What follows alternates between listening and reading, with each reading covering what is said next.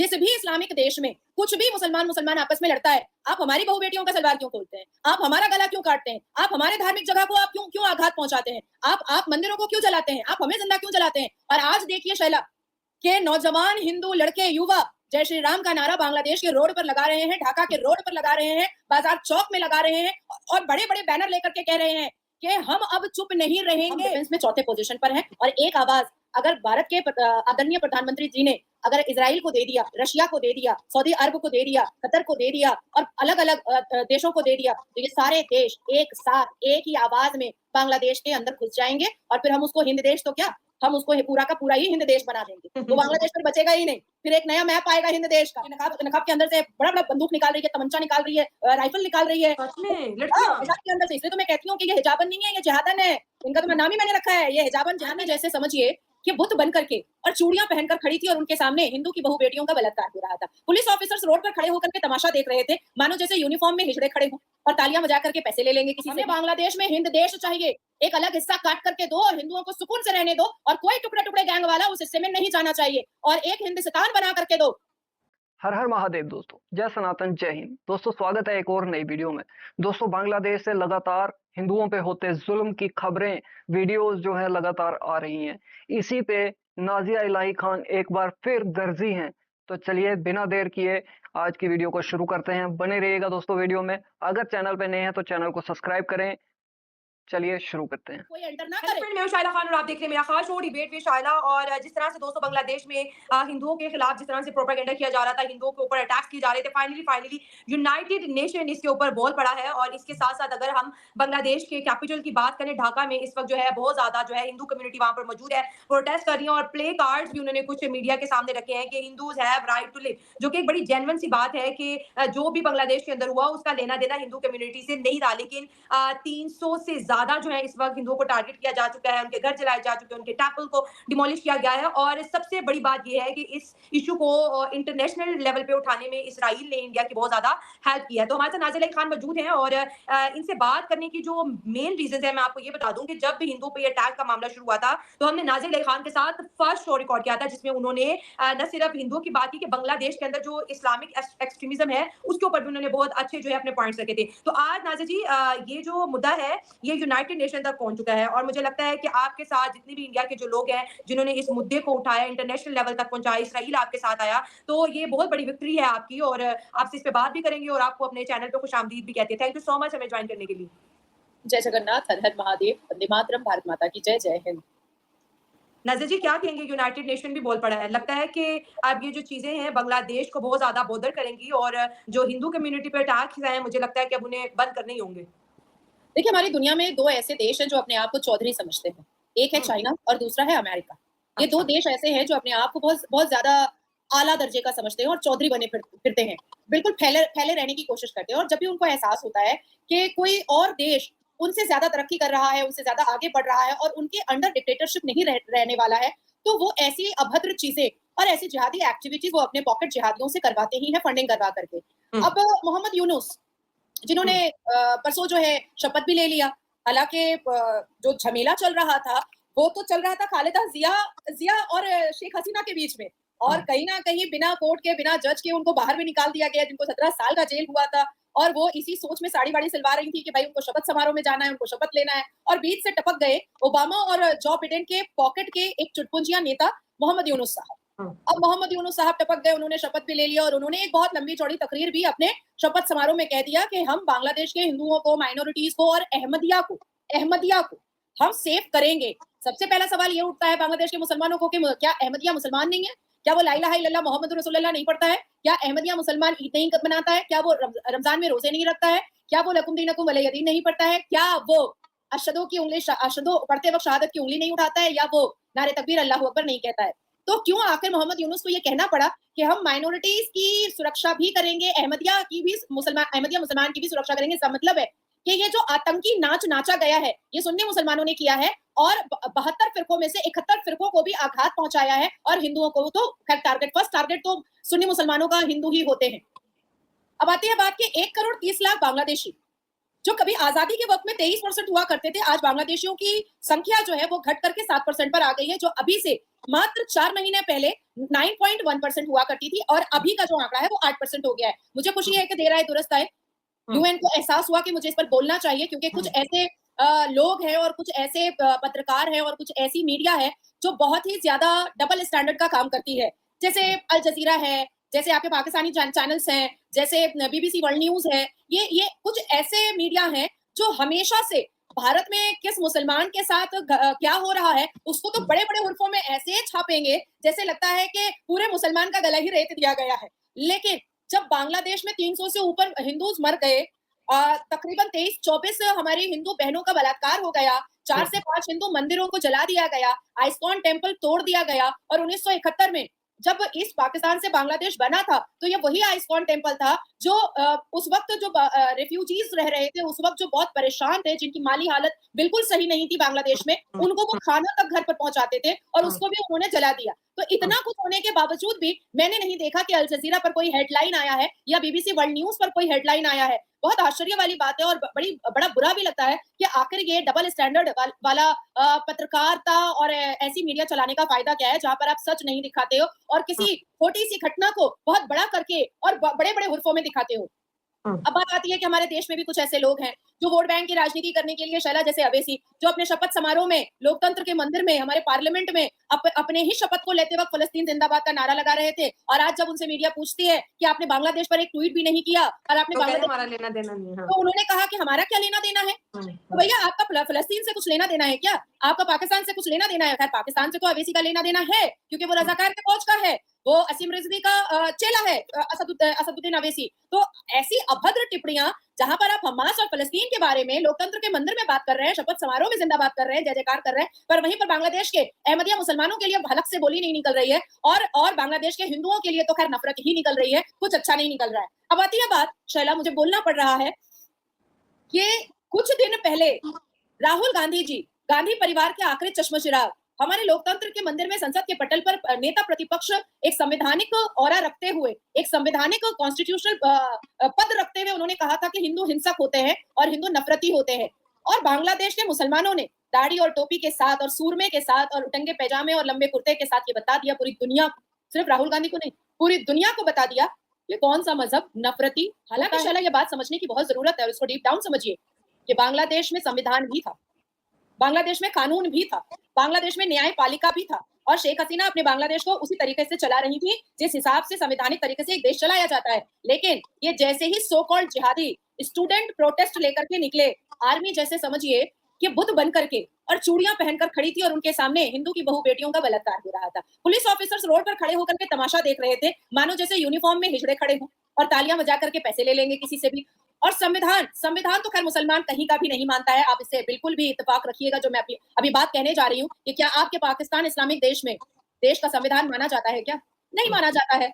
हमारे मुल्क में तो अभी कह रहे हैं कि आइन को लेके आना चाहिए, मतलब वो सिर्फ किताबी हद तक है। और एक चीज मैं और भी ऐड, क्योंकि हमारे चैनल मुस्लिम भी देखते हैं, हिंदू भी देखते हैं, सिख भी देखते हैं, ईसाई भी देखते हैं, तो कोई भी रिलीजन दुनिया का हेट नहीं सिखाता है आपको, दूसरे किसी भी रिलीजन का जो है खून करना नहीं सिखाता है। कहीं ना कहीं पे ये जो एक्सट्रीमिज्म है, जिसको हम इस्लामिक एक्सट्रीमिज्म का समटाइम नाम देते हैं, ये एक स्पेसिफिक प्रोपोगेंडा है जो कि हिंदुओं को कभी लेके देखा जाता है, कभी क्रिश्चियनिटी को लेके देखा जाता है। लेकिन नाज़िर जी, यहाँ पर एक और चीज भी सामने आई है कि बांग्लादेश के मुसलमान ये हिंदुओं से कह रहे हैं, जो कि 1.5 करोड़ वहां पर है, कि आप बांग्लादेश छोड़ के इंडिया चले जाएं, आपका बांग्लादेश में कोई मतलब के हिस्सा नहीं है, कोई लेना देना नहीं है। और बांग्लादेश के जो हिंदू जो आज ढाका में है, उनका ये कहना है कि ये हमारे फोर फादर्स की भी जगह है। और उनका ये भी कहना है कि ये कुछ भी मुद्दा होता है या हुकूमतें बदलती हैं, अगर मुगलों का दौर देख लें, उसके बाद मुस्लिम हुकूमत देख लें, तो आज आके पिटता सिर्फ हिंदू ही है। ये भी एक बहुत बड़ा सवाल है, क्यों? देखिए शैला, सबसे पहले ये समझिए कि 2 दिन पहले, मात्र 48 घंटे पहले मोहम्मद यूनुस साहब तो बड़ी इस पे दलीलें दे रहे थे कि वो शांत करा देंगे।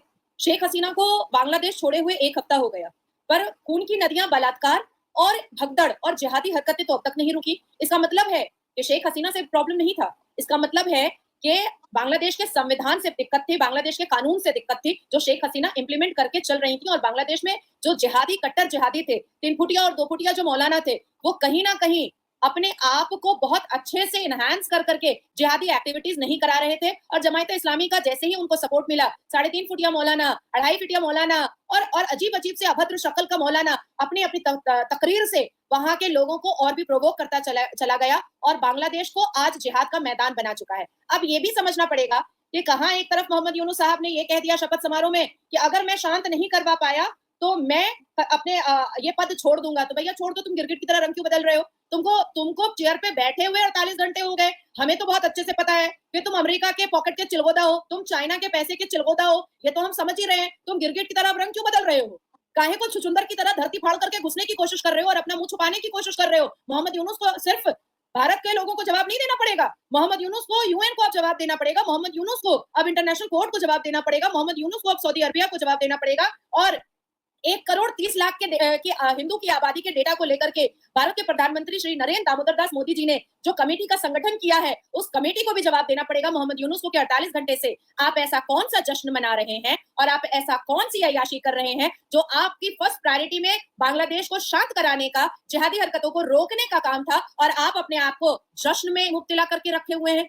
ये तो समझना पड़ेगा ना। The second thing is Shaila कि मैं भारत के रहने वाले माइनॉरिटीज को भी माइनॉरिटीज नहीं मानती। अब लोगों को इसमें बड़ी मिर्ची लगेगी कि नाजिया खुद मुसलमान है और नाजिया ऐसी बात कर रही है। मैं उस मुसलमान घर से आती हूँ जिसके बाप दादा ने अपने खून को बहाए हैं भारत को अंग्रेजों से आजाद करने में। मैं उस ब्लड से नहीं आ रही हूँ जिसके बाप दादा ने विभाजन में सपोर्ट किया था अबू कलाम आजाद का, विभाजन में सपोर्ट किया था जिन्ना का, विभाजन में सपोर्ट किया था लियाकत का और नेहरू की चमचागिरी और ब्रिटिश की चमचागिरी करके अपनी जिंदगी को लैविश बनाया था। आज हमारे भारत में हजारों मुस्लिम समाज के, मुस्लिम मजहब के ठेकेदार बनकर के बैठे हुए हैं। इन्हीं के बाप दादाओं जो हमारे साथ चैनल पर बैठ करके हमें बेइज्जत करने की भी कोशिश करते हैं और जाहिल जपट जिसको 2 लाइन अंग्रेजी नहीं आती, जिसको अच्छी खलीश उर्दू नहीं आती है, जिसको अरबी समझ में नहीं आती है, वो अपने आप को इस्लामिक स्कॉलर कहता है। 4 लाइन अरबी में बात कर दो तो जवाब नहीं दे पाता। ऐसे ही लोगों के बाप दादाओं ने इस देश का विभाजन किया था और यही एक बहुत बड़ी वजह है कि मैं भारत के 15 करोड़ मुसलमानों को माइनॉरिटी नहीं मानती हूँ। अब बात आती है कि 2014 से पहले जो लोग भारत में आए थे, सिटीजनशिप अमेंडमेंट एक्ट के जरिए उनको नागरिकता देने की बात और नागरिकता देने का वायदा किया जा चुका है। लेकिन अब बात यहाँ पर यह आती है कि हमने माइनॉरिटी को अपने देश में फैलाया फुलाया, उनको सुरक्षित रखा। 7 करोड़ की आबादी से हमने 20-22 करोड़ करवा दिया। हमने 77,000 मस्जिदों से 3 लाख से ऊपर एक्टिव मस्जिदें करा दी। हमने चंद हजार मदरसों से लाखों मदरसे करवा दिए। हमने चंद इमाम बाड़ों से हजारों इमाम बाड़े करवा दिए। आपने पाकिस्तान ने, बांग्लादेश ने क्यों हमारे हिंदुओं को परेशान किया? अब बार-बार अगर हर जगह से भारत में ही हिंदू आ जाएं तो फिर कैसे चलेगा भैया? कैसे चलेगा? एग्जैक्टली यही सवाल मैं आपसे नेक्स्ट पूछने वाली थी कि बीएसएफ ने जिस तरह हमने बात की थी कि हाई अलर्ट जारी कर दिया और जिस तरह से हिंदुओं के ऊपर बांग्लादेश में अटैक किए जा रहे हैं, लाखों बांग्लादेशी इस वक्त बॉर्डर की तरफ जो है अब उन्होंने अपनी चहलकदमी शुरू कर दी है और ये जो इमिग्रेशन है ये बड़ी मैसिव लेवल पर है। और अगर भारत की बात करें तो लाखों करोड़ों लोगों को सपोर्ट करना भारत के बस की भी बात नहीं है। तो बांग्लादेश का अनरेस्ट कहीं ना कहीं भारत को तो डिस्टर्ब कर रहा है। लेकिन यहाँ पर एक और शख्सियत का मैं जिक्र करूंगी जिनकी आज मैं सियासी तकरीर सुन रही थी, योगी आदित्यनाथ। वो भी सनातनियों को कह रहे थे कि आपको यूनाइट होना है और जो लोग हिंदुओं के ऊपर अटैक कर रहे हैं शायद उन्होंने हिस्ट्री से कुछ नहीं सीखा। तो भारत के अंदर इस वक्त जिस तरह से हिंदू दर्द में है, भारत के अंदर भी लोग प्रोटेस्ट कर रहे हैं, भारत के अंदर भी निकल रहे हैं, तो कहीं ना कहीं पे ये भी चीज लग रही है कि बांग्लादेश इंडिया से बदला लेना चाहता है, डेट्स में वो हिंदुओं के ऊपर अटैक कर रहा है। आप क्या समझ रही है जो चीजें हो रही हैं? यूनाइटेड नेशन भी बोल पड़ा, इसराइल भी, प्राइम मिनिस्टर नरेंद्र मोदी ने 10 साल में किसी भी ट्वीट में वर्ड हिंदू यूज नहीं किया। आज वो भी इतने मजबूर हो गए कि मोहम्मद यूनुस को ट्वीट भी करते हैं वजीर आजम बनने के लिए, साथ मेंशन करते हैं कि हिंदुओं को आप सेव करें। तो ये जो चीजें सारी जो थी कोटा से लेकर अब सारे के सारे हिंदुओं पे आ गया। क्या बांग्लादेश के मुसलमान जैसे पहले किया था वैसे ही दफा हिंदुओं को छोड़ के जाना पड़ेगा बांग्लादेश? नहीं शैला, अब इस बार होमवर्क कुछ अलग होगा। इस बार होमवर्क कुछ अलग होगा और ऐसा है कि हमने अपना होमवर्क स्टार्ट कर दिया है। और क्योंकि मैं पश्चिम बंगाल की वोटर हूँ, मैं वहां पर वोट डालती हूँ और पश्चिम बंगाल में भारत की बेटी होने के नाते मैंने बांग्लादेश आर्मीज को, मैंने दिवाली उनके साथ मनाई है बॉर्डर पर, मैंने भारत को रिप्रेजेंट किया है। और मेरे सोशल मीडिया पर, इंस्टाग्राम वगैरह पर आप देख लीजिएगा कि मैं भारत और बांग्लादेश के जो पश्चिम बंगाल के बॉर्डर है वहां पर मैंने इंडियन आर्मीज के साथ और बांग्लादेश आर्मीज के साथ मैंने दिवाली सेलिब्रेट किया है। और क्योंकि मैं बांग्लादेश की भाषा भी बहुत अच्छे से जानती हूँ, बोलना समझना। हाँ, और 2 दिन पहले मैं नेशनल न्यूज पर बांग्लादेशी पत्रकार के साथ ही बैठी थी, वो रो रहे थे, हालांकि वो खुद मुसलमान थे, पत्रकार, और वो कलप कलप करके रो रहे थे। मैंने उसको अपने सोशल मीडिया पे शेयर भी किया है कि वो कलप कलप करके रो रहे थे और वो कह रहे थे कि हमने ये नहीं मांगा था, ये वो मुसलमान कर रहे हैं जो पाकिस्तानी दिमाग के हैं, जो सीरिया के दिमाग के हैं, ये बांग्लादेशी मुसलमान जो बंगा बंधु को, जो शेख मुजीबुर रहमान को अपना फोरफादर मानता है, ये वो मुसलमान नहीं है, ये वो मुसलमान है जिसको जिहाद करना था। अब आती है बात कि 9 मई 2023 को पाकिस्तान में भी हमने ऐसे हालात देखे थे, मोर चोरी कर रहा था, खरगोश चोरी कर रहा था, तो भाई उसके घर में तुम घुसे थे 9 मई 2023 को, वो भी मुसलमान था, जो चोरी कर रहा था वो भी मुसलमान था, पर काटा किसको? सिंध और बलोच में जाकर के हिंदुओं को, है ना। अब इसके बाद फिर आप देखो कि श्रीलंका में जब हुआ, आपस में लड़े, फिर हिंदुओं को काट कूट करके, बलात्कार करके, मर्डर करके फिर शांत हो गए, ठीक है। और उस वक्त क्या होता है कि ऐसे इस्लामिक देश की आर्मीज जो होती हैं वो चूड़ियां पहन लेती हैं, वो आराम से देखती हैं कि देखते क्या होता है, अच्छा हाँ करो करो करो, हम तुमको पूरा सपोर्ट करेंगे, संविधान भी मानना पड़ेगा और आपको शरिया भी मानना पड़ेगा। भैया शरिया का क्यों मानना पड़ेगा? संविधान मानना पड़ेगा, कानून मानना पड़ेगा। तो ऐसे ही सारे इस्लामिक देश के मतलब जनरल भी होते हैं। अब हमने अभी हालिया में मैंने एक बंगाली चैनल पर इंटरव्यू दिया था जो 12 मिलियन गया है, और ये देखने वाले सारे बांग्लादेशी हिंदूज थे। मैंने उसमें गुहार लगाई थी बांग्लादेशी हिंदुओं से कि आप यूनाइट हो जाएं, आप रोड पर उतरें और आप अपना संवैधानिक हक मांगे कि जिस भी इस्लामिक देश में कुछ भी मुसलमान आपस में लड़ता है, आप हमारी बहू बेटियों का सलवार क्यों खोलते हैं, आप हमारा गला क्यों काटते हैं, आप हमारे धार्मिक जगह को आप क्यों आघात पहुंचाते हैं, आप मंदिरों को क्यों जलाते हैं, आप हमें जिंदा क्यों जलाते हैं। और आज देखिए शैला के नौजवान हिंदू लड़के युवा जय श्री राम का नारा बांग्लादेश के रोड पर लगा रहे हैं, ढाका के रोड पर लगा रहे हैं, बाजार चौक में लगा रहे हैं, और बड़े बड़े बैनर लेकर के कह रहे हैं कि हम अब चुप नहीं रहेंगे, हम अपने संवैधानिक हक को मांगेंगे। अब आती है दूसरी बात कि आपके चैनल के माध्यम से मैं पाकिस्तान के हिंदुओं को भी कह रही हूँ और बांग्लादेश के हिंदुओं को भी कह रही हूँ कि अब जो ये जुल्म और सितम सहने का वक्त नहीं है। हमें बांग्लादेश में हिंद देश चाहिए, एक अलग हिस्सा काट करके दो और हिंदुओं को सुकून से रहने दो, और कोई टुकड़े टुकड़े गैंग वाला उस हिस्से में नहीं जाना चाहिए, और एक हिंदुस्तान बना करके दो जहां पाकिस्तान का बलोच और सिंध का हिस्सा काटो और उसको हिंदुस्तान बनाओ, और जहां पर हिंदुओं को रहने और बसने दो, और वहां पर टुकड़े टुकड़े गैंग वाला कोई एंटर ना करे, बिल्कुल भी एंटर ना करे, बल्कि आर्मी का एक अलग जो मिलिट्री कूप होता है वो तैनात किया जाए कि ये भाई ये पाकिस्तान है और ये हिंदुस्तान है, और बांग्लादेश में ये बांग्लादेश है और ये हिंद देश है, और वहां पर मिलिट्री की पूरी फौज खड़ी रहे कि यहाँ का एक भी मुसलमान हिंद देश में नहीं जाएगा और पाकिस्तान का एक भी मुसलमान हिंदुस्तान में नहीं जाएगा। अब हिंदुओं को आवाज ऊंची करनी पड़ेगी। अब ऐसे जिहादी मुसलमान इस्लामिक देश में जो हिंदू रहते हैं उनको अपने हक के लिए अपनी आवाज को ऊंची करना पड़ेगा, अपनी शिक्षा को दिखाना पड़ेगा, और श्री राम जी को याद करना पड़ेगा और श्री कृष्ण जी को याद करना पड़ेगा। श्री कृष्ण वो है जो बांसुरी वाले, हम उनको याद करते हैं कि बांसुरी वाले हैं, लेकिन जब उनको भी उठाना पड़ा था भाला तो उन्होंने भी उठाया। भगवान राम जो तपस्या के लिए चले गए, वनवास पे चले गए 14 वर्ष के लिए, लेकिन जब रावण को मारना था तो मारा था भगवान राम ने। तो अब वो वक्त आया है कि श्रीमद् भगवत गीता के अध्याय से जो सीखा है, जो समझा है, जो शक्ति लिया है, वो सब अब बांग्लादेश के हिंदुओं को भी दिखाना पड़ेगा और पाकिस्तान के हिंदुओं को भी दिखाना पड़ेगा। इसके अलावा शैला मैं आपको एक चीज और बता दूं कि हमारा होमवर्क रेडी है। हम इंटरनेशनल कोर्ट में और यूएन में यही बात करेंगे कि पाकिस्तान में हिंदुस्तान बनाइए और बांग्लादेश में हिंद देश बनाइए। हमने एक छोटा सा ग्राफ भी बनाया है जो मैंने आपके साथ शेयर भी किया है कि इस तरीके से यूएन को अब फैसला लेना पड़ेगा, क्योंकि जो चीजें हैं वो तो सामने है, बिल्कुल सामने है। आज हमारे भारत के अंदर माइनॉरिटीज को हमने इतनी फैसिलिटी दी है, फिर भी अरशद मदनी जो है वो गजवाए हिंद का नारा लगा देता है और अरेस्ट भी नहीं होता है। समाजवादी पार्टी का यूनुस 12 साल की पिछड़े वर्ग की एक हिंदू बच्ची का बलात्कार करता है और उसकी मां को धमकी देता है कि अगर तुमने पुलिस को कंप्लेन किया तो बोटी कर देंगे। 12 साल की बच्ची को गर्भवती कर देता है और फिर भी उसके परिवार को के साथ कुछ बुरा नहीं होता है। आप सोचिए, ये है हिंदू।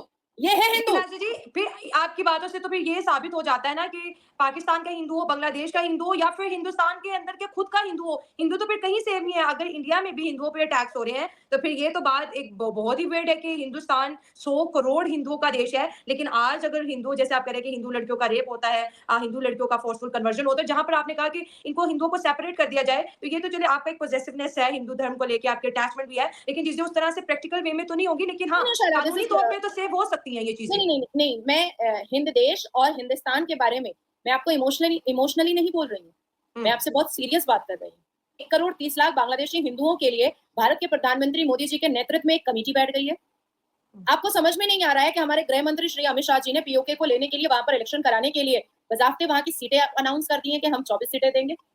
आपको याद नहीं है, आपको क्या लग रहा है कि अरब के बैठे हुए हिंदू अब कुछ सोच नहीं रहे हैं? आपको क्या लग रहा है कि इंडोनेशिया के बैठे हिंदू अब कुछ सोच नहीं रहे हैं? आपको क्या लग रहा है कि बांग्लादेश के हिंदू युवा ऐसे ही क्या रोड पर उतर गए और जय श्री राम का नारा लगाने लगे? आपको क्या लग रहा है कि यूएन में बात ऐसे ही पहुंच गई क्या? और यूएन को ऐसे ही अपनी आवाज ऊंची करनी पड़ी क्या कि मोहम्मद यूनुस सुधर जाओ, नहीं तो कुछ हो सकता है? हम पूरी तैयारी से हैं और इस पूरी दुनिया में जितने भी मुसलमान देशों में हिंदुओं के साथ अगर कुछ भी होगा, अब इस बार हम भी हिस्सा लेंगे। भारत में रहने वाला मुसलमान जब पाकिस्तान ले सकता है और पाकिस्तान बनवाने के लिए भारत की भूमि का टुकड़ा करने के लिए मुसलमान गद्दारी कर सकता है, तो हम तो गद्दारी नहीं, हम तो अपना हक मांगने के लिए अपने हिंदू भाई बहनों को बोल रहे हैं, क्योंकि हमारे भारत में मुसलमान बेटियों का बलात्कार नहीं होता है, कोई हिंदू नहीं करता है, लेकिन हिंदू बेटियों का रोज बलात्कार होता है। और मैं आपको कल सुबह की बात बता रही हूँ कि पश्चिम बंगाल के आर्जिकल हॉस्पिटल में एक डॉक्टर इंटर्नी का रेप किया है और सारे के सारे मुसलमानों ने किया, जिसमें कुछ हिंदू हैं। अब आप बताइए ये क्या हो रहा है, ये क्यों हो रहा है? मतलब लड़की जहां हिंदू देखा नहीं कि या तो लव जिहाद कर लिया, या तो बलात्कार कर लिया, या तो धर्म परिवर्तन करा दिया, या तो काट करके फ्रिज में रख दिया, या तो काट करके बक्से में रख दिया, या तो नदी में फेंक दिया, या तो गटर में फेंक दिया, या तो ऑर्गन ट्रैफिकिंग कर लिया, या तो फिर इंसाफ सभा लगा दिया। मतलब आप हिंदू बेटियों को क्या समझ करके बैठ गए हैं? आप जब चाहेंगे उसका सलवार खोल देंगे, आप जब चाहेंगे उसकी बोटियां कर देंगे। मुझे लगता है कि हिंदू मर्दों को अब खून में जोश लाना चाहिए, और सिर्फ भारत के हिंदू मर्दों को नहीं, बांग्लादेश में बैठे हिंदू युवाओं को भी खून में जोश लाने की जरूरत है, पाकिस्तान में बैठे हिंदू युवाओं को भी अब खून में जोश लाने की जरूरत है। और ये मुसलमान अपने इस्लाम के जस्टिफिकेशन पर और जिहाद के नाम पर एक जमाने से बरसों अरसों से हिंदू बेटियों के सलवार को खोलता आया है और अपनी मटर गश्ती और अपनी अय्याशी को पूरा करता आया है, और हमेशा इस्लाम का जस्टिफिकेशन का ठप्पा लगाने की कोशिश करता है। इसको खत्म करने के लिए इस देश में, इस दुनिया में जितने भी हिंदू हैं, उनको यूनाइट होना पड़ेगा, उनको एक तरफ आना पड़ेगा। और कहीं पर भी एक छोटी सी भी घटना अगर हिंदू के खिलाफ कोई मुसलमान करता है, तो उसी वक्त अपने कानूनी अधिकार का बिल्कुल से हर हाल में मदद लेना चाहिए और उस मुसलमान को सजाए मौत की सजा पर खड़ा करना चाहिए। बिल्कुल नाज़िर जी, मैं इस चीज़ से एग्री करूँगी कि अपने हक के लिए आवाज़ उठानी चाहिए और हिंदुओं को यूनाइट होना चाहिए, क्योंकि कहीं पे भी कुछ भी अगर ऐसे इस्लामिक कंट्रीज़ में होता है, तो एक बिटर रियलिटी है, जैसे मैंने पहले भी कहा कि वो आके मुद्दा हिंदुओं पर ही खत्म पता नहीं क्यों होता है, और उनका इस तमाम मामलात से लेना-देना नहीं है। अगर पाकिस्तान का हिंदू है, बांग्लादेश का हिंदू है या किसी और इस्लामिक कंट्री का हिंदू है, क्योंकि हम रोड शो करते हैं, हमें पता है कि हिंदू सियासत से भी दूर रहता है और मज़हबी मुद्दे से भी दूर रहता है, और वो कहते हैं कि हमारा, और मीडिया से तो बहुत ही दूर रहता है कि हम माइनॉरिटीज़ हैं, हम तादाद में कम हैं, तो ऐसे कोई ब्लास्फेमी के इल्ज़ाम ना लग जाए या फिर हम किसी रिस्क में ना आ जाए। लेकिन जहाँ पर बांग्लादेश की बात आ रही है, तो वो कहीं न कहीं पे बांग्लादेश के मुसलमानों के कुछ ग्रजेस हैं इंडिया को लेके, जिसकी वजह से वो बांग्लादेशी हिंदुओं को टारगेट कर रहे हैं, और मोहम्मद यूनुस ने भी वार्निंग दी थी कि अगर बांग्लादेश के अंदर हालात कंट्रोल नहीं होते, तो इंडिया में भी बहुत बड़ा रिस्क आएगा। ये चीज़ें जैसे बड़ी इंशाल्लाह इस खुशी पर भी मैं है। आपको इंटरप्ट करूंगी। हाँ। क्या रिस्क आएगा जैसे वो भारत? कह रहे थे कि नॉर्थ ईस्ट इंडिया में अनरेस्ट हो सकता है, वेस्ट बंगाल में हो सकता है, म्यांमार में जो है अनरेस्ट हो सकता है, अगर हमारे हालात जो है कंट्रोल में ना आ रहे, काबू से बाहर हो गए। तो वो कहीं न कहीं पे थ्रेट भी कर रहे हैं कि ये आपके जो चैनल चीज़ें के हैं। माध्यम से मैं आपके चैनल के माध्यम से मोहम्मद यूनुस को एक बात बता दूं कि अभी भी भारत की सरकार शराफत में है और लॉ एंड ऑर्डर का उल्लंघन नहीं करना चाहती है। अदरवाइज इस पूरी दुनिया के में हम डिफेंस में चौथे पोजीशन पर हैं, और एक आवाज अगर भारत के आदरणीय प्रधानमंत्री जी ने अगर इजराइल को दे दिया, रशिया को दे दिया, सऊदी अरब को दे दिया, कतर को दे दिया और अलग अलग देशों को दे दिया, तो ये सारे देश एक साथ एक ही आवाज में बांग्लादेश के अंदर घुस जाएंगे, और फिर हम उसको हिंद देश तो क्या, हम उसको पूरा का पूरा ही हिंद देश बना देंगे। वो बांग्लादेश फिर बचेगा ही नहीं, फिर एक नया मैप आएगा हिंद देश का। तो अगर कोई इंसान आपसे मोहब्बत से बात कर रहा है, आपसे तरीके से बात कर रहा है और आपको कानूनी तरीका बता रहा है कि इस तरीके से आप सुधर बिल्कुल, जाओ, एग्री। संभल जाओ, तो अगर आप उल्टा जवाब दोगे, जो मुसलमानों के अंदर है उल्टा जवाब देने का, ये मतलब बड़ी उल्टी पैदाइश है। ये कुत्ते की दुम है, टेढ़े ही रहेंगे, हम सीधा कभी नहीं होएंगे। तो ये जो उल्टा जवाब देने की फितरत मुसलमान पुरुषों में होती है ना, और कुछ जिहादन भी है। अभी बांग्लादेश के हमने जिहादी एक्टिविटीज में देखा ना, नकाब वाली नकाब के अंदर से बंदूक निकाल रही है। मैंने ट्वीट भी किया है, बहुत सारे ट्वीट मैंने शेयर किए हैं कि नकाब के अंदर से बड़ा-बड़ा बंदूक निकाल रही है, तमंचा निकाल रही है, राइफल निकाल रही है। सच में, हाँ, लड़कियाँ। हिजाब के अंदर से। इसलिए तो मैं कहती हूँ कि ये हिजाबन नहीं है, ये जिहादन है। इनका तो नाम ही मैंने रखा है, ये हिजाबन जिहादन है। तो ये जो टेढ़ा भाषा है ना, ये मुझे ऐसा लगता है कि आने वाले 10 साल में कम से कम बांग्लादेश पाकिस्तान के लिए तो बहुत भारी पड़ने वाला है भैया। ये टेढ़ा भाषण जो है और ये टेढ़ी जुबान जो है, ये भारत, बांग्लादेश और पाकिस्तान के मुसलमान संभाल लें अपनी जुबान को और संभल जाएं। कहीं ऐसा ना हो कि डिफेंस की ताकत और आदरणीय प्रधानमंत्री अपनी ताकत और भारत देश का हिंदू हम सब मिल करके समझा दें कि भैया हमें भी टेढ़ा बोलना आता है, और फिर हम बोलते नहीं है, फिर हम करके दिखाते हैं। जबरदस्त, बहुत अच्छा लगा नाज़िर जी आपसे बात करके और तो दोस्तों कैसी लगी आपको वीडियो? उम्मीद है वीडियो पसंद आई होगी। और बिल्कुल जिस तरह से नाज़िया इलाही खान ने बताया, यहाँ तमाम जो हिंदू के वेल विशर्स हैं वो बता रहे हैं कि हमें जो है जात पात से ऊपर उठ के एक होना होगा। जब तक हम एकजुट नहीं होंगे तब तक हम कोई भी लड़ाई नहीं लड़ सकते। तो दोस्तों आपकी क्या राय है इस बारे में? कमेंट सेक्शन में ज़रूर बताइएगा। मिलते हैं आपसे अगली वीडियो में, तब तक के लिए हर हर महादेव, जय सनातन, जय हिंद, स्टे सेफ।